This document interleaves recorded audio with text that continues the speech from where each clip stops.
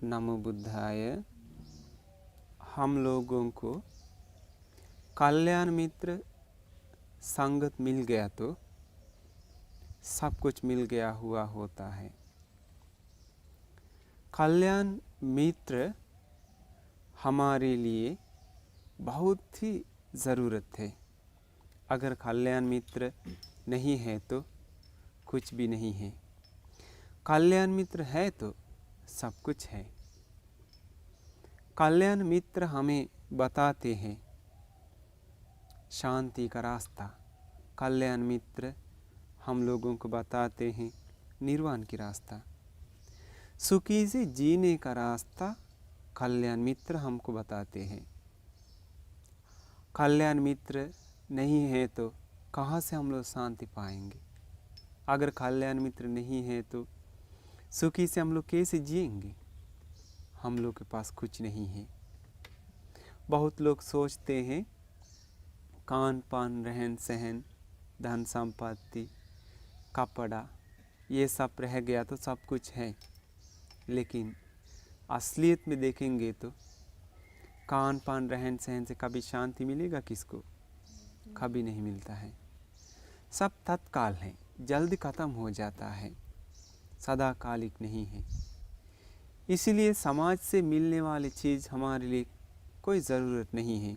आज है कल ख़त्म हो जाता है।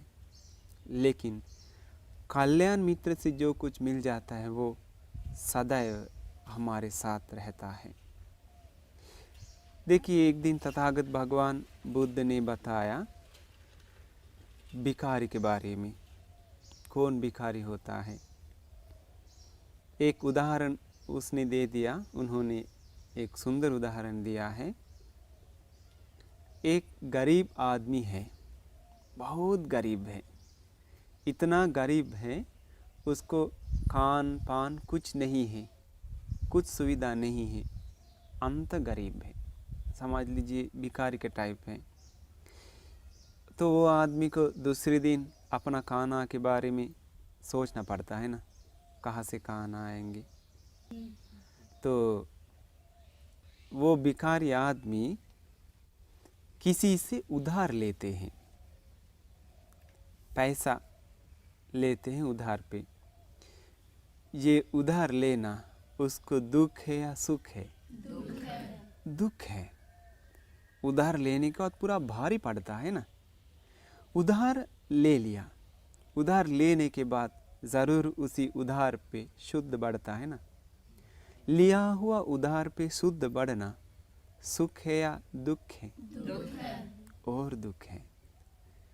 तो शुद्ध बढ़ने के बाद समय आ गया। अभी चिट्ठी आता है, संदेश आता है, तुमको अभी उधार वापस करने का समय है।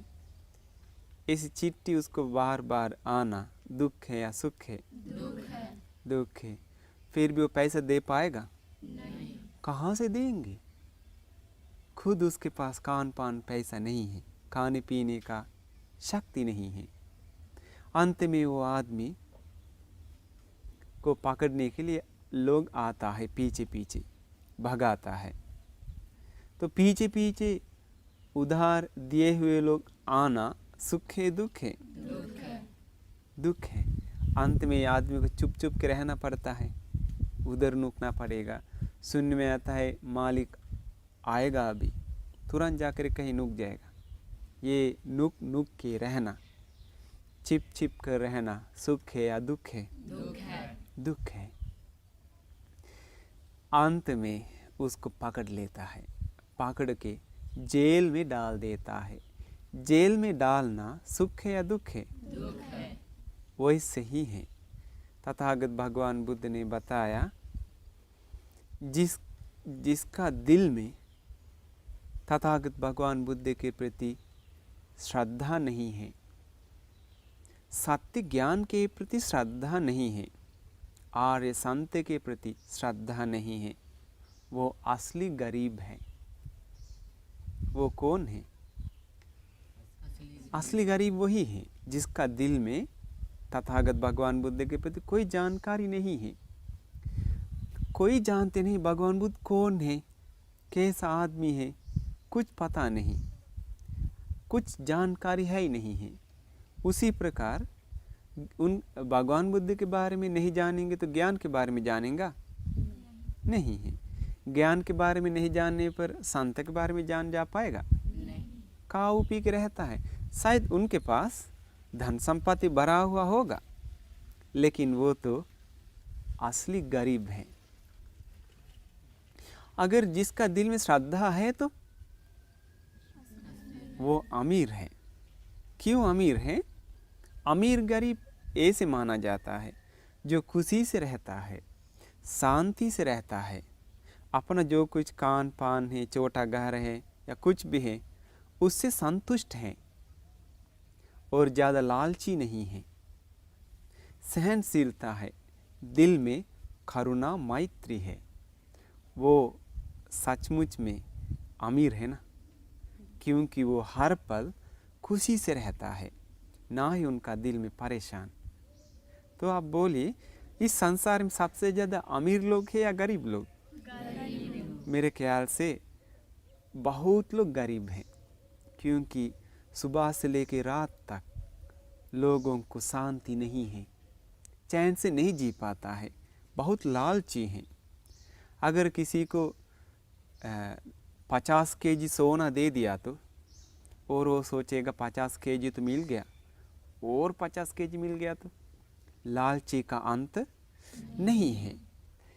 इसलिए भगवान बुद्ध के प्रति अगर किसी का दिल में श्रद्धा आ गया तो उनका ज्ञान अगर कोई सुनेंगे तो जरूर उनका हृदय में, उनका दिल में तथागत भगवान बुद्ध की प्रति श्रद्धा उत्पन्न होने के कारण ज्ञान उत्पन्न हो जाता है।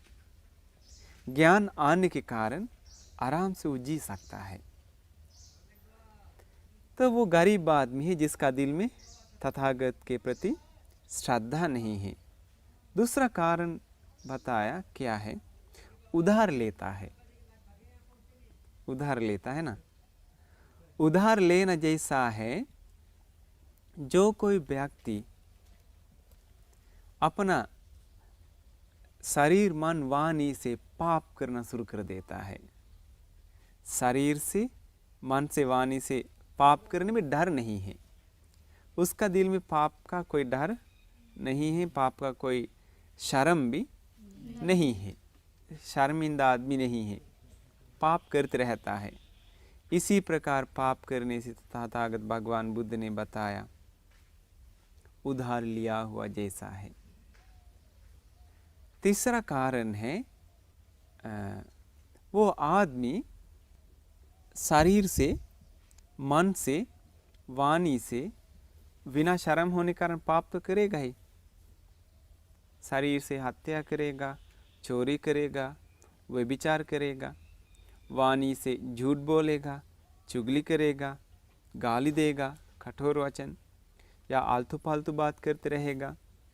इसके बाद मन से क्रोध गुस्सा करेगा, जलन करेगा, नफरत करेगा, लोभ लालच करेगा और मिथ्या विश्वास पे अपना मन को डुबाएगा। इसी प्रकार शरीर मन वाणी से पाप करता है, वो उधार लेता है।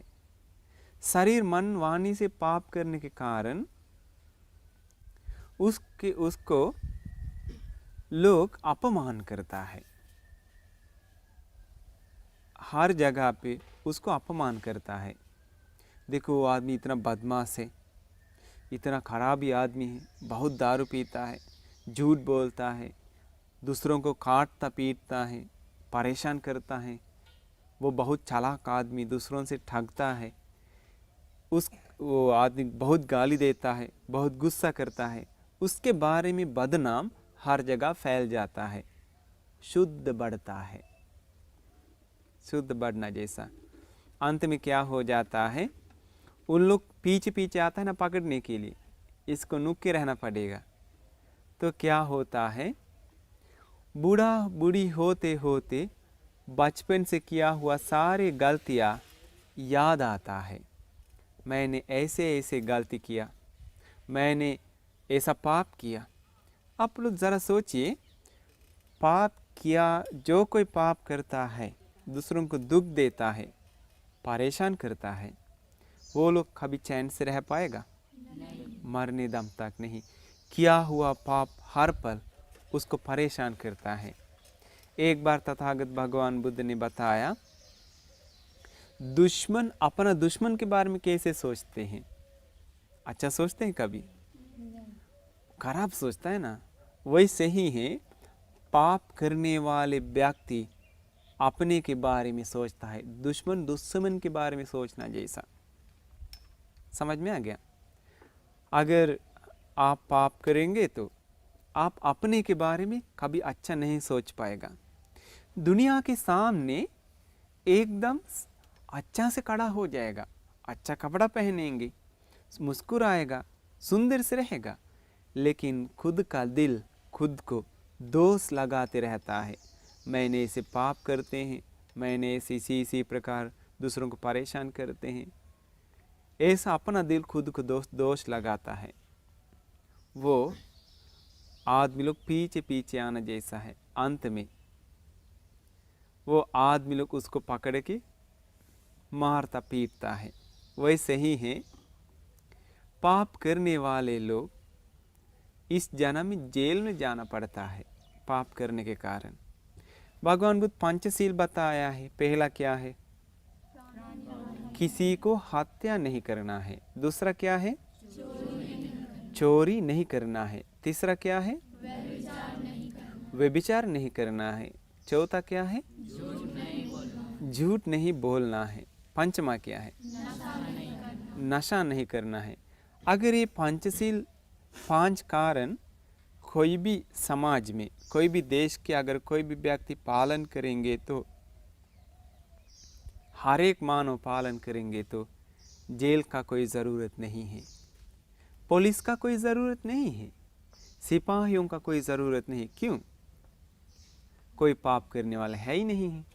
अगर आप गया जेल में या तो फिर इधर इंडिया का कहीं भी जेल में आप जाके देखेंगे तो आपको दिखाई देगा ये पंचशील 5 पाप किए हुए लोग, या तो फिर किसी का हत्या किया, या तो फिर चोरी किया, या तो फिर व्यभिचार के कारण, गलत आचरण के कारण हो, या तो फिर वो झूठ बोलने के कारण जेल में हो, या तो फिर नशा करने के कारण जेल में हो। ये 5 कारण से ही जेल में जाता है। ये 5 कारण से ही लड़ाई झगड़ा शुरुआत हो जाता है, लोभ लालच शुरुआत हो जाता है। इसलिए भगवान बुद्ध ये 5 कारण पूरे समाज के लिए बता दिया है। तो याद रखिए, आप लोगों को भी समझ में आना चाहिए 5 कारण हमारे लिए खतरा है। तो ऐसा पाप करने वाले लोग जेल में चल जाता है, दुख सहन करता है। अंत में वो चोर को पकड़ लिया है ना, पकड़ के कहाँ डाल दिया? जेल में डाल दिया। वैसे ही है, वो लोग मरने के बाद नरक में चल जाते हैं, जानवर जन्म पाते हैं। ऐसा दुर्गति जन्म पा करके बहुत दुख सहन करते रहते हैं। इसीलिए आप लोग याद रखिए, आप लोग अपना जीवन में अमीर बनने के लिए कोशिश कीजिए। तथागत भगवान बुद्ध ने बताया, अमीर होना मतलब क्या है?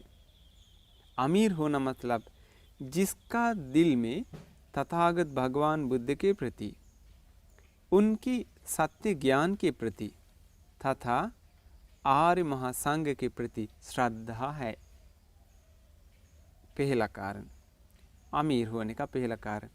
दूसरा कारण है, वो पाप करने में डरता है। क्यों डरता है? क्योंकि वो जानता है पाप करेंगे तो पछताना पड़ता है, पाप करने में शर्म लगता है। वो तीसरा कारण। इसके बाद दूसरा कारण, पाप करने में डरता है।